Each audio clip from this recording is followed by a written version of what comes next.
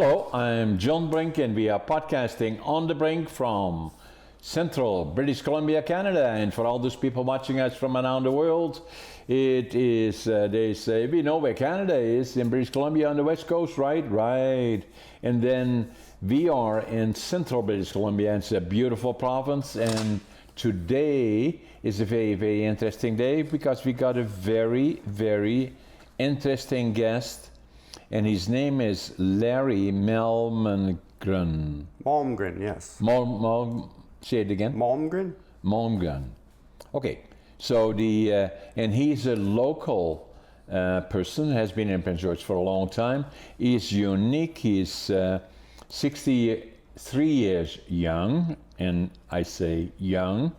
Prince George endurance. He's an endurance athlete. Accomplished one of the most grueling feats in ultrarunning just recently. When did you finish? September 16th. Yeah, not all that long ago. You're still recovering from it, I'm sure. I am, yeah. So, competing the divided 200, a 200-mile mountain race in Alberta, 200 miles, and featuring a staggering 40,000 feet of ascent and descent. Amazing. It was over 4 relentless days and nights, laying pushed through sleep, deprivation, brutal weather, and physical breakdowns to cross the finish line. He only slept how many hours? About 6 hours. See, over the whole period. Yeah. And 6 hours and 35 minutes, by the way. Mm-hmm. So, and he's also a longtime member of the Prince George Trench Runners, so he tells us all about it. So, Larry, you're amazing fit for your age, and it's something that's a topic that I'm, 85 years young, in about 2 weeks from now, November the 1st. And so everything is possible in my mind, and staying fit and healthy is obviously critical. Quality of life, it's what it is all about. Yeah, it enables you to do a lot of things. Yes, and so tell us about you. You are from Prince George, yeah. Of the region here? I've been Prince George for 31 years this time around. My wife was born and raised here, and my kids went to the university here, and I've worked as a refrigeration mechanic, and more lately I worked for TSBC as a boiler inspector. Oh yeah. So are you retired now? I'm semi-retired. So I turned 60, and I may not have been like totally set up for retirement, but I thought to myself, if there's anything you want to do, then you should do it now while you still are able and you still want to, right? Yeah. So that was, so I kind of went into semi-retirement and just working on contract. That gave me 6 months of the summer to pursue something I wanted to do. So that happened to be, I wanted to explore running even further than I had before. And so that, you really need the time to do that because it takes a lot of time to preparation. So has running always been part of your life? No, I started running when I was 52, and I hadn't really been involved with sports of any kind throughout my life. You're fit, so were you doing other things then? I was going to the gym, and I was pushing weights for a while, and I worked as a refrigeration mechanic, so I was up and down ladders, carrying heavy things all day long, every day. Already that was part of your life. So, but then at the gym, I started doing some treadmill work, and I discovered I liked it, and so I kind of moved away from that and I tried to do a 5K run in 27 minutes. Okay. So that was my first goal. And that's pretty good.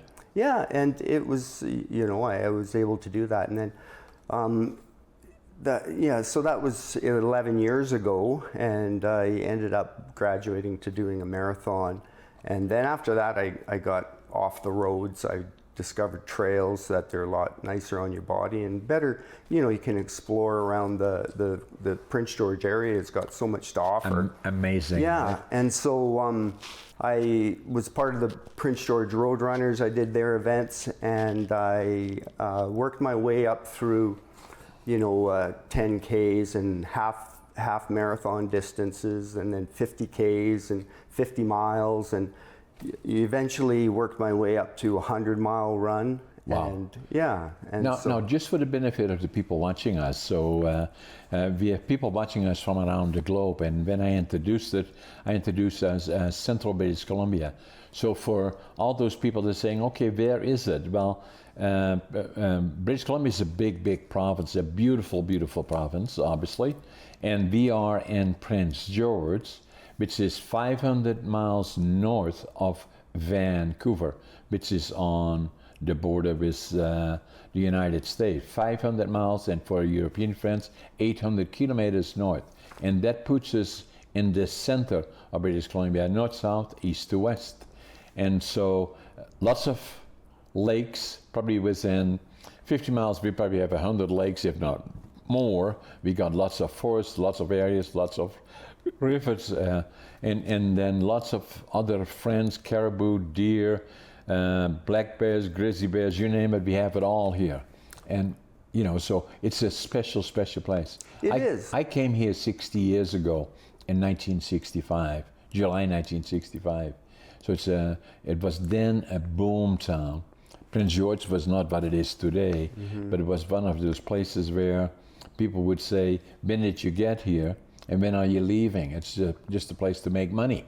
And but not so now. It's become quite a community with universities, colleges, and all the other things, Yeah, it's got so many amenities now. It's really become a hub, and the surrounding area has all these mountains, and so you get up to these vistas, and you can see forever, and it's just amazing. And every time you may go up the same mountain twice, but it's always different.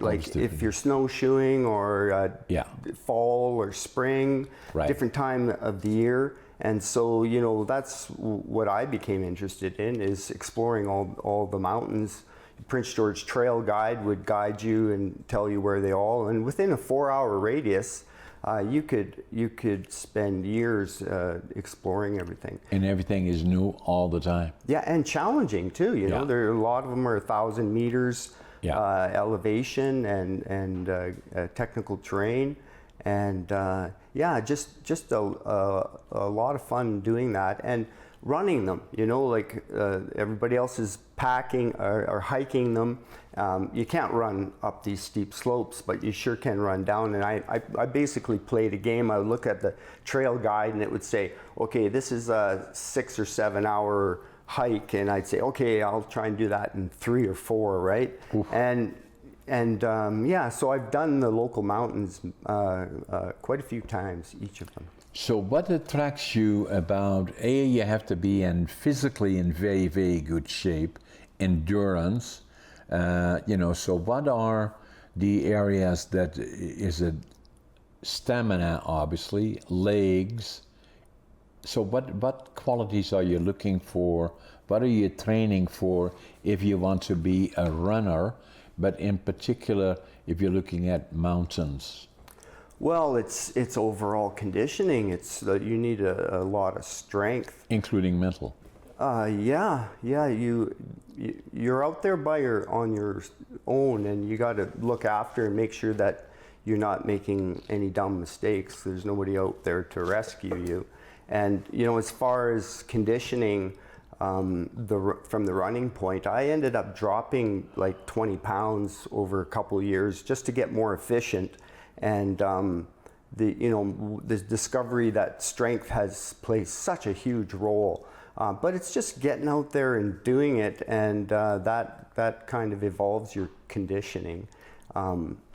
Yeah, a lot of the downhill is quite hard on your quads and your legs. So that's a weak Knees. point.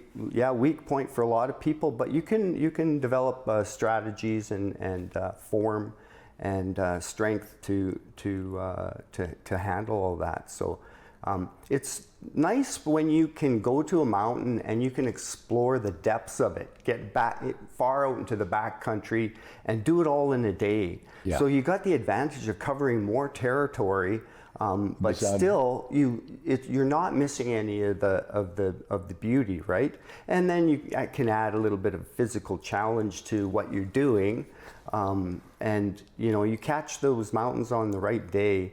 Sometimes they're fogged in, but other times just spectacular. It never gets old. Yeah. And so what you just finished in September, is the Alberta featuring competing the divided 200 mile mountain race in Alberta.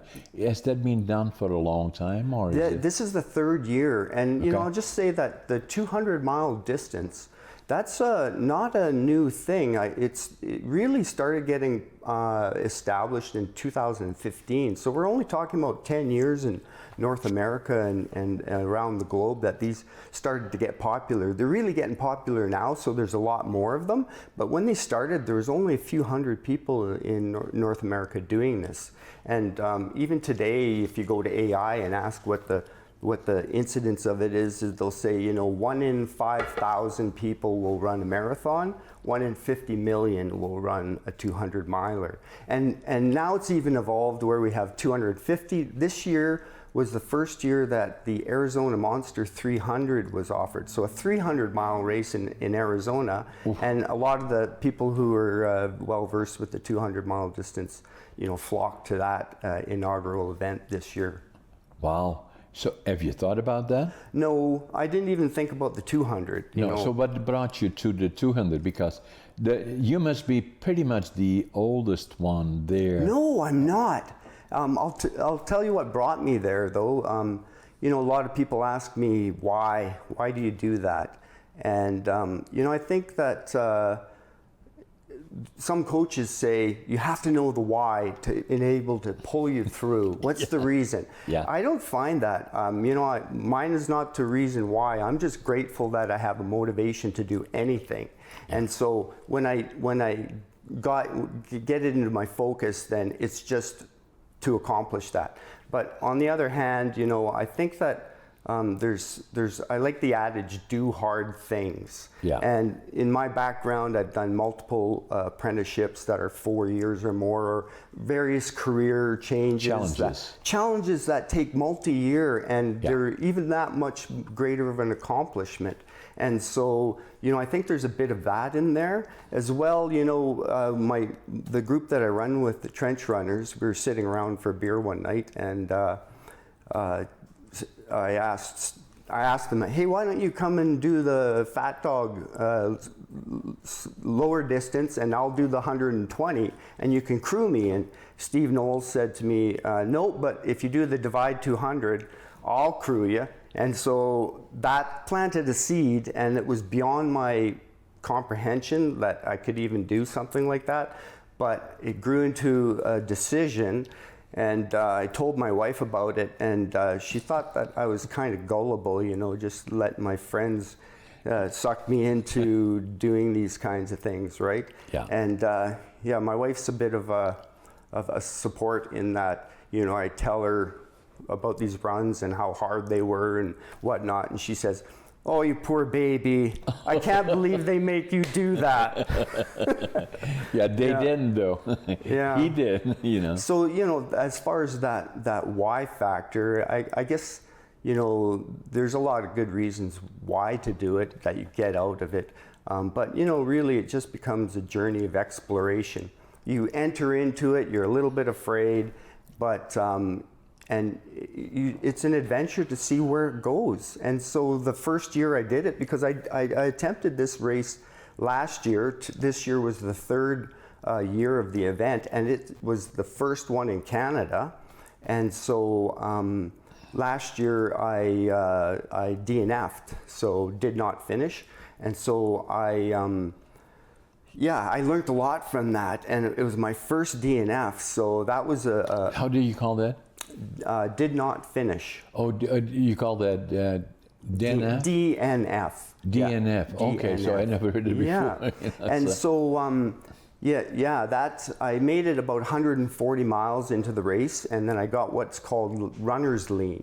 So I had this severe lean to the left, and I'd never encountered that before, but it was because I was getting into the third day of running, and so it was just, I thought it was just my weak point where my body broke down, and it got to the point that the last 16 kilometers, I was slated it to take 5 hours to complete that section. It took 12 hours because I could only move about 100 meters at a time, and then I'd have to lay down and rest because I just couldn't move any further for like 5 minutes. Did it scare you?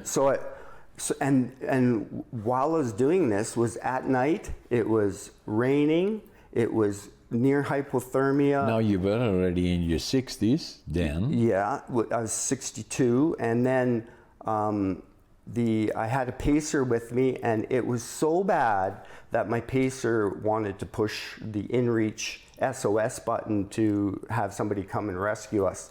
And I said, no, we're still moving. We eventually did make it, but to give it context, there was another runner that was along that same stretch of steep side slope, muddy trail, and he slipped down the slope and he couldn't get back up, and he almost got to the point of pushing to be rescued, but finally made it back up. So the Divide 200 offers some very challenging mountains compared to even all other 200s. In fact, at the beginning, the first three segments of the race coordinator at the pre-meeting tells you, hey, when you're on this mountain ridges, you're on your own because we cannot rescue you. And so there's some, and I think that's part of the attraction from some of the runners. They say, I've heard them say, this was the hardest 200 I've ever done, but also the best, because it offered that challenge. It reminds me in a way, not quite, of Mount Everest, where people are climbing it because they must, although they know that the chances of not surviving it are well beyond reasonable, and a lot of dead bodies are still there, especially when they get to the top. And so they had to do this. Is it somewhat, in my mind,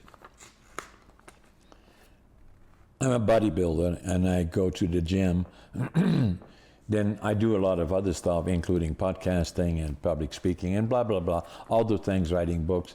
I'm pushing myself to the maximum in a lot of things that I do, including have 10 different companies and going through lots of challenges along the way and saying, why are you doing this to me, to yourself? And it is in a way, going to the gym. I love going to the gym. I go 4 times a week, training hard. I mean, not diddle-daddle or with my cell phone sitting there or socializing. No, I'm there to work with a trainer. I have an objective. And to me, what is important to all those elements, including podcasting, including writing, including the businesses, including all the other things that I do, including going to the gym, diet, and all of those things, is, to me, quality of life. Yeah, quality of life and striving for excellence, whatever your definition of that is. And, it's not that you're so much you're focused on a target because you need a target, but it's not the goal. It's not the arrival of it. It's, it is the journey. And like you say, you monopolize your time with this endeavor. And, I found this year that it became quite a strain. People who, one of my pacers is a competitive bodybuilder, or was, and she helped put it in perspective. I said, I'm getting tired because like eating, sleeping, working out, running. It's taking all my time, and after months of that, it starts to become a bit of a chore. And but that's where that goal comes in to keep you going. There is an end to it, but then there isn't, because then you finish one, you move on to the next thing. Yeah. And why do people do that? I think that's best just to leave undefined and just say it's somewhat human nature. That's who I am. That's right. who you are. Yeah. And those things are important, Mm-hmm.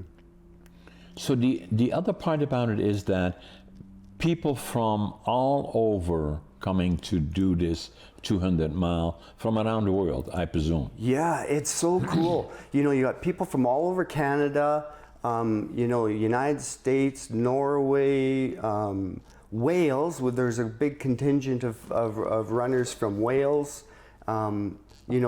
That's the cool thing, is you come to these events and it attracts this certain caliber of runners, mostly, that they are up to it. They've got quite a pedigree of running experience. Mind you, at this year's event, there was a newbie who he signed up, didn't quite understand what he was signing up for, and then once he realized, he got in a few months training before the race, took off, towed the line, credit to him, and then he ran the race.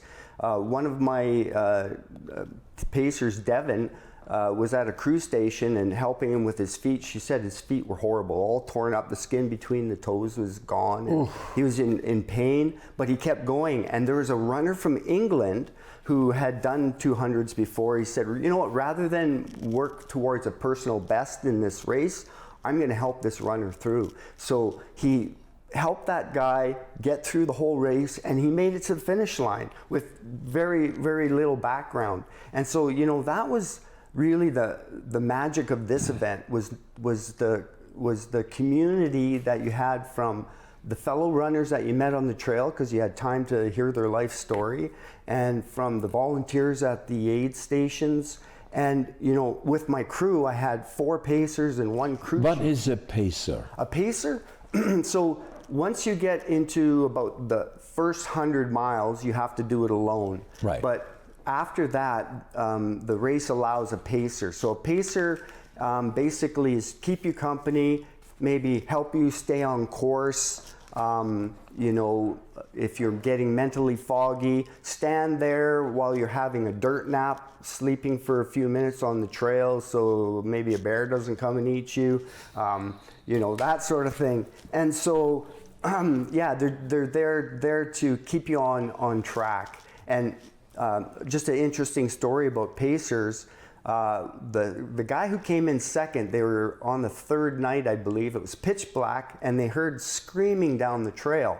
And they quickly assessed the situation. What it was a camper, not part of the race, was a lady and her daughter had left food out, and a mother grizzly and cub came into her camp and was accosting them. She bear sprayed the bear, but it was still coming. And so the runners came up. They assessed the situation, kind of got an idea, and the pacer said to his runner, "Turn your headlamp on high. We're going in hot." So they turned their head at full brightness, went in, yelling and screaming and waving their poles, and rescued the 2 campers from the bear incident. Ooh. So there's what a pacer does. Yeah. And they had awards afterwards from one of the sponsors for the pacer with the most spirit, and they said, we had no problem deciding who that was this year.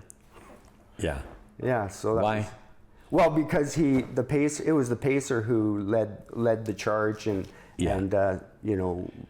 So they must be in good shape as well. Oh yes, yeah. So they're running. Normally they're running maybe 100 kilometers or something. Right. And you got to remember too that we're not all super elite. That the record for this race is 48 hours. Yeah. So somebody ran that whole thing in 48 hours, which is amazing.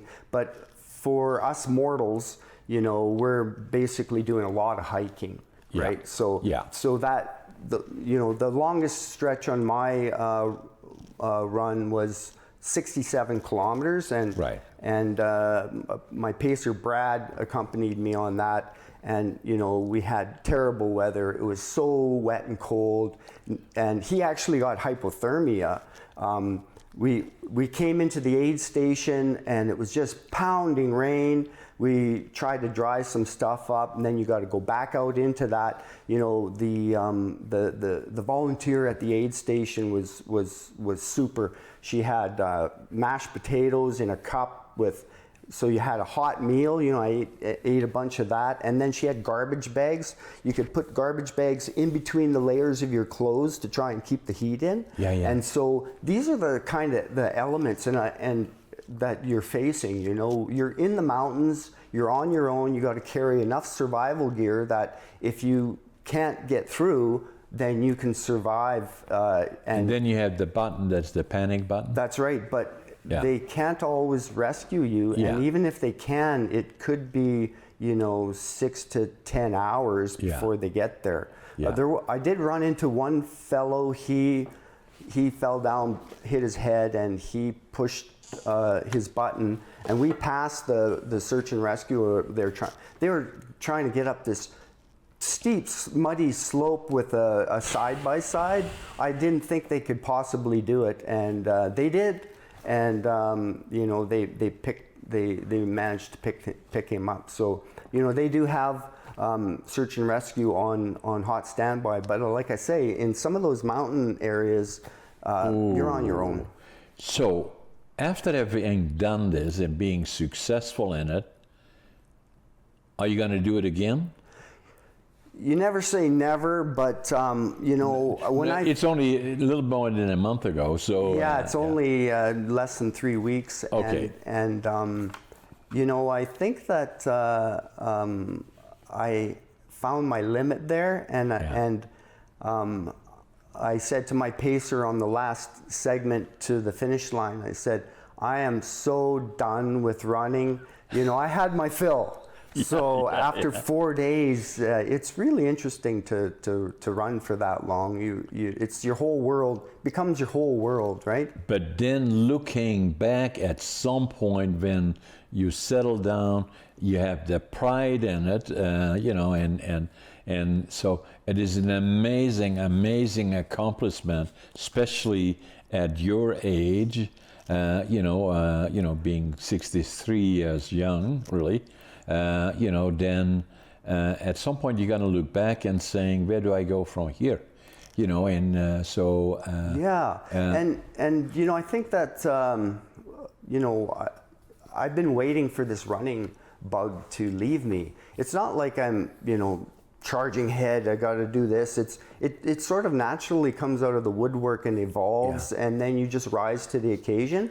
And I've been waiting because there's other things, you know, a person could do. Still in the mountains, fast packing, you know, multi-day. I'd like to do some section heights of the Great Divide, like from Saskatchewan River crossing to Jasper is 200 miles and some beautiful mountains to do there. And so these are the opportunities that you get when you're, you know, 63 and semi-retired or retired, because now it opens up that window of time and opportunity. You know, before you were involved with work and family and all those things, you had this freedom as a youth in your 20s or whatever, and you know, the world was yours, and then your whole life is taken over by obligations and things. Then when we're at the point we are, now you have this freedom to explore that stall. As long as you've got that health, and you know, that's the enabling resources, to have that fitness that you can readily go out and do anything. And you know, you're a testament to that. You know, that it doesn't matter how old you are. It's you know, exercise, and that is a kind of medicine for me. I've got arthritis in my hip, and it only shows up when I'm idle. You know, I think that the strengthening of the muscles and all that stuff keeps you able. So the other thing may happen is your wife would tell you that probably is saying that, Larry, don't go out with any guys that say, hey Larry, so what you doing? I'm doing this. And it's saying, yeah, I heard this other thing about in Norway, they have this run, is blah, blah, blah, and blah, blah, blah. And all of a sudden, click, he's thinking. Yeah, you know, yeah. So. Yeah, a couple of my pacers, I think, have been inspired. They're going to do 200 mile in Wales. In Wales, in June, yeah. Yeah. So this coming June, so they're Yeah. training for that now. It was a good experience for them to pace at the 200 here. They actually met runners from Wales and the director of the race that they're going to, and so that was the magic that was that I found at this race is Brings together people the from around deepening the world, of friendships. right? Like for me, especially in situation where you stress to the absolute limit, you're alone, but really you aren't. Yeah. And so those are unique settings that you will that are unique in experiencing that in a lifetime. Where you're absolutely at the limit, but at the same time there are others that are close to you, although physically they are not, but they are. Yeah, and that was the thing. My crew just gave it 100%. Their main concern was how can we help Larry? Have we done enough? Are we prepared? They were like all over that. And for me, I've always ran these things solo without help. And so it's a bit of a stretch for me to even allow that help. So, one of my favorite sayings is the first 50 years of childhood are the hardest, and so we're still growing. And so, when my feet are all trashed and one of the pacers is washing my feet, it's just like, that's a difficult thing for me to even allow. And so, there's a bit of a growth aspect there, and just that experience, brought us all together. We had it was a really great experience, and like I say, deepening of friendships. Yeah, and which is extremely valuable, right? That's what life is all about, really. And it takes time, as you said, the first 50 years of childhood, and then from there on in, if you want to excel in reaching the ultimate limits of whatever that may be of a person, then it changes your life and puts a different perspective on it. So your wife, a very important part of it, because you can, that is always a support team that you have, always is there to be supportive, and is very, very important as well, right? Yeah, so my wife... what's your name? Tracy. Tracy. My wife Tracy, it basically takes, really, I'm enabled to go out into the mountains for 3 to 6 days and disappear. And, I think that's a bit of a strain on the home front.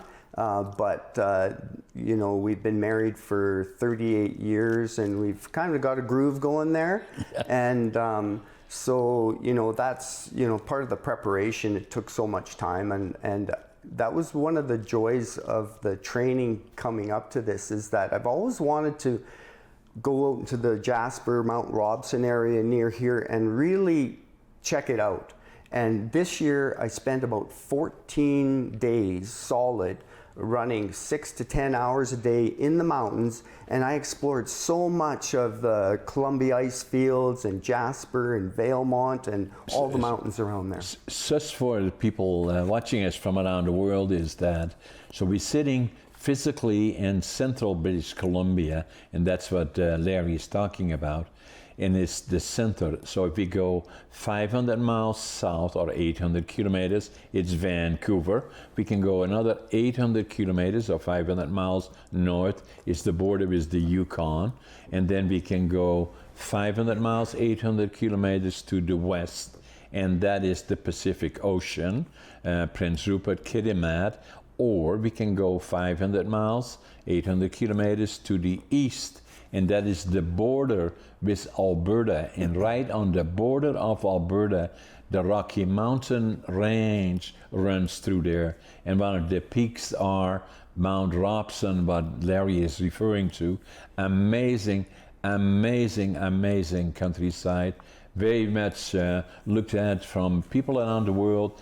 Most people already like Canada, in particular BC, flying in maybe to Calgary, taking the road through Alberta, Mount Robson, Jasper, going through central British Columbia, maybe all the way up to the Pacific coast. Amazing, amazing. You must do it. Yes, and you know, those 14 days that I spent in that area, I met people from all over the world, right? And people bicycling across North America. I'd meet them up on the mountain. I met one guy going through with a motorbike and a paraglider, paragliding all the local peaks. And so, you know, when you're out there, you meet people from all over the world, and it's in our backyard. Amazing. You know, Mount Robson's only 3 hours, Jasper's 4 hours. Yeah. You know, within this short distance, we have people coming from all over the world to enjoy what we have here in our backyard. We are so yet lucky. There's people in Prince George who have never been there or maybe not even aware of it. No. And so, you know, when I get people asking me about, hey, there's this cool race in whatever Europe or United States, I'm happy and I'm going to continue to explore what's around here, because if you take an 8-hour circumference from Prince George, you can spend a lifetime exploring what we have, what there is to offer. So just want to talk to you about quality of life, and obviously, you know, I wrote a book about this, you know, the living young, dying old. That's a picture of me as a bodybuilder, so that's what I look like today, and I'm going to go back to the gym I'm training right now. Started actually training, I had something, you have to get a shock to bring you to excelling, and I had a case in 2008 of diverticulitis. And diverticulitis, I'm not a doc, obviously, but when people say, oh, I got pain on my right side, it could well be appendix, people would say, or on the left side, it could be your colon. And diverticulitis is not uncommon. If you go to a doc, and again, I'm not a doc, but from what I hear, they would suggest do more greens, be careful with diets, blah, blah, blah. In my case, and in some cases, it breaches. And so the toxins then go into your body cavity and start attacking other organs. And you have about 48 hours before you must do something about it, and before it gets very, very serious. So I had something done about it. Went to my doc, he said, get to the hospital, got down there, they operated on me and took 20 centimeters out of my colon. And so the following morning, the doc said, you came this close. And so in the change that I did, my wife is a vegetarian. I didn't listen quite as good as I should. I was not abusive in any way, but of stuff that I ate, but not as good as I could be. And so I then became an 80-20, I call it, vegetarian. I'm probably now more like a 90-10. And I started going to the gym. Before that, I was the same as a lot of other people. You know, at the end of the year, I'm going to do this, that, and the other thing. And then the other one is I'm going to buy a membership to the gym. And then 2 weeks later, I can find 100 reasons why I'm too busy to go to the gym. Yeah. But I knew I needed to get a trainer, and that's what I did. And that was in 2009. And I started training, and I was overweight and all the other kind of things. And then after about 6 years of training with my trainer, somebody came up to me and said, hey, John, have you ever thought about competing? I said, me? Yeah. I thought, why not? So I did. In 2016, 2017, I started training. 2017, I started competing, bodybuilding and physique, Northern British Columbia. Came in second bodybuilding, third in physique, qualified me for the provincials, then qualified me for the nationals and the Arnolds. And then COVID came. And then now again at 85, within 2 weeks, I'm again training for 2026 to go to the Arnolds, and I wrote a book about it. And so what the book is all about, that's a picture of me. And I go to the gym. I take it very, very serious. I work with a trainer, and and it's all about quality of life. The other part that I said about the book, how to thrive in your mid-80s. Age is just a number. It's quality of life that is critically important, and that's what is important to me. I'm going to give you a copy of my books that I have as well, but that's why that to me is important. And and it all started with one spark, an idea, and like you mentioned about the trainer, that was such a important factor for me, because I DNF'd in last year, and when I came into it this year, I thought I got to do something different. And so I reached outside of myself. I contacted Engage Sport North, and Simon Lamarche helped me with some training, and that was a game changer, because introduced me to some speed work, which improved endurance. And one of the biggest factors that really hit home was fueling. So eating, not only when you're not running, but especially when you're running. I'd always been poor at that, and that was a huge factor in being able to survive 4 days of running. And so I'd always tried to improve on that, but with the help of a coach, it helped you to focus and not so much accountability, but just that presence of that voice, and you end up getting it done, right? Exactly. And so that was a big factor. And again, my success in running this race was due to that help from the coach and from my support team.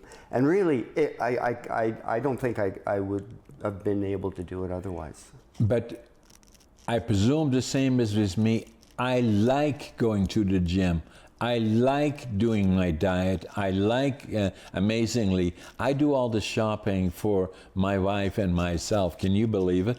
And so if I go to a grocery store, I shop on the inside of on the outside, inside the grocery store, because I want the greens organic, because on the aisles is all processed food or super processed, and if you don't know what is in it, you don't want it. And so diet has become something very, very important to me. So what I do, I try to keep it simple, and obviously there's so much information, but I like to get your views on it as well. So what I do is that at 85, I sleep 7 to 9 hours a night.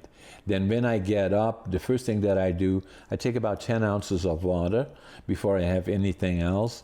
Then I have 3 or 4 boiled eggs and an avocado.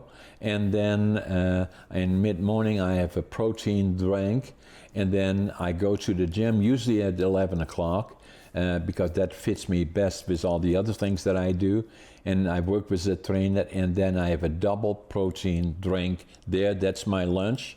And then I do another protein drink mid-afternoon, and then in the evening something more substantial that I have, either chicken or fish in salads, or something else with more protein. And so that's what I do.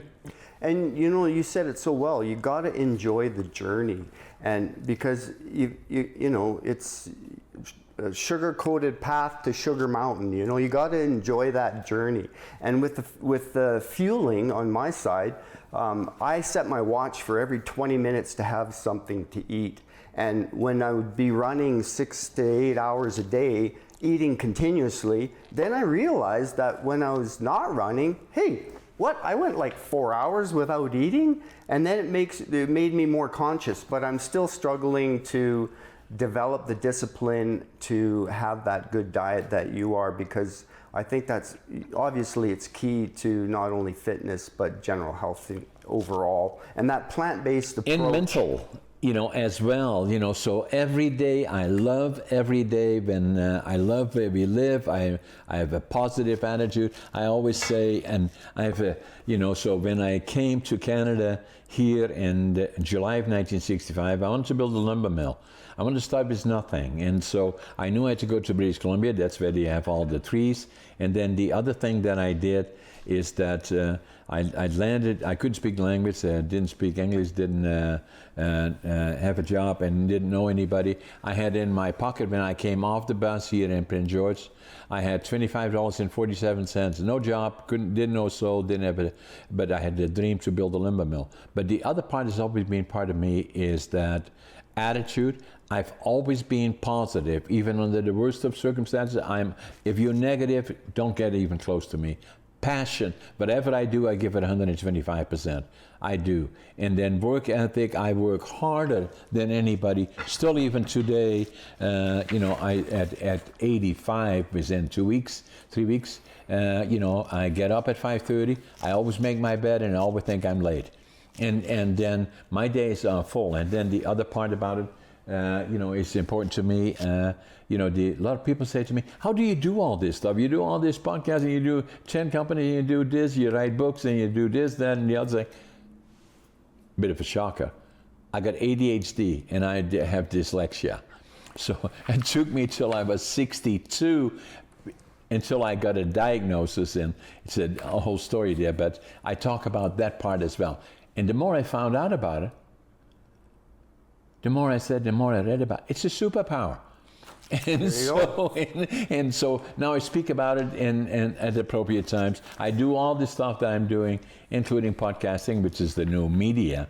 It is still on its infancy where we are now, but this podcast is watched globally, and saying that here I have Larry that has Malmgren, fit at 63 mentally and physically, has gone through challenges along the way. Obviously, we all have. But at a fairly older age, and when he was in, if I remember it correctly, around 50 when it started running, and then he did one of the most challenging runs that you can do, 200 miles or 320 kilometers. 320 kilometers, mountain race in Alberta, featuring staggering 40,000 feet of ascent and descent, and finished. And so at 63. And I believe that he already said, but made him do this successfully, you have to be mentally prepared.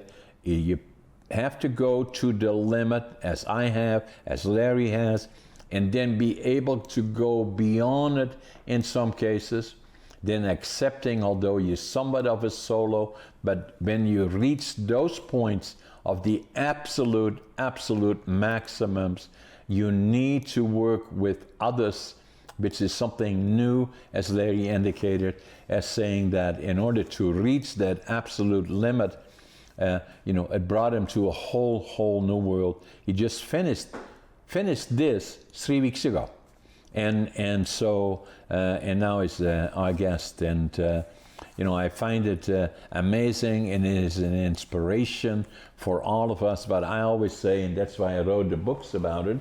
Here, it is about quality of life, and then the other one that I've done 4 or 5 books now, 5 books. And so working on another one that will come out next July, and that book is about, they're all connected in a way about, there are people probably watching us, Larry and myself, Larry at 63 years young, me at 85, and saying that for all those people that are sitting there and saying, oh, I'm too young, oh, I'm too old, and I can't do it, you can. And that's my next book, is You Can. And what the results will be, quality of life. Every day is a good day in my world. I'm sure it is in yours. I look outside and I say, we're living in the best place on earth. And we realize that there are other people that have challenges, but quality of life is ultimately the very most important for all the things that we do. And for all the people watching us, if you like what we are doing on my podcast and saying that, subscribe, like it, share it with others, and then have you got a website or so that people can look at with the... Yeah, under Larry Malmgren at YouTube, I've posted a couple videos now and then. Yeah, and so Larry is Larry obviously .Larry, and then Malmgren, and .ca or No, it's just search YouTube for that name. And okay, and then also look at the mountain racing. How do you call those? Ultrarunning. It would be, go to Google or one of the others for ultra-running. It's relatively new, really, that the extreme, but it's getting increasingly more popular. And it'd be very, very interesting to watch and see what people do, especially challenging them to the maximum. Now, before I go, I just want to show one more thing here, and we have a shirt here. And tell us about this one, Larry. Yeah, so the trench runners here in Prince George were sitting around and we dreamed up this idea of a 7 summit challenge to climb 7 of the summits around Prince George. So we chose the summits, and Donica and Marie O'Callahan did a tremendous job in designing the logo, and we ended up raising money for the local Caledonia Ramblers. It was their 50th anniversary last year, and we raised about just close to $2,000. Wow. And it was just an impromptu thing. It was met with so much interest, and it was overwhelming. And people still today are asking, "Are you going to do it again?" And the answer is no. That was a one-time thing. So, okay. but yeah, a lot of people took on the challenge of climbing all 7 mountains last year, and it was a big success, and hope that it got people out into the mountains and planted a seed to continue doing more. Larry, it was amazing. Congratulations. Thank you. We have to stay in touch. Obviously, you're local, I'm local, and to have Larry here after that, it gives inspiration to all those people from around the world. Is always, age is just a number. Larry at 63, me at 85. We can do anything that we want to do. Stay positive, enjoy every day, and share it with others, and give back to your community and be part of your community. To us is also very, very important.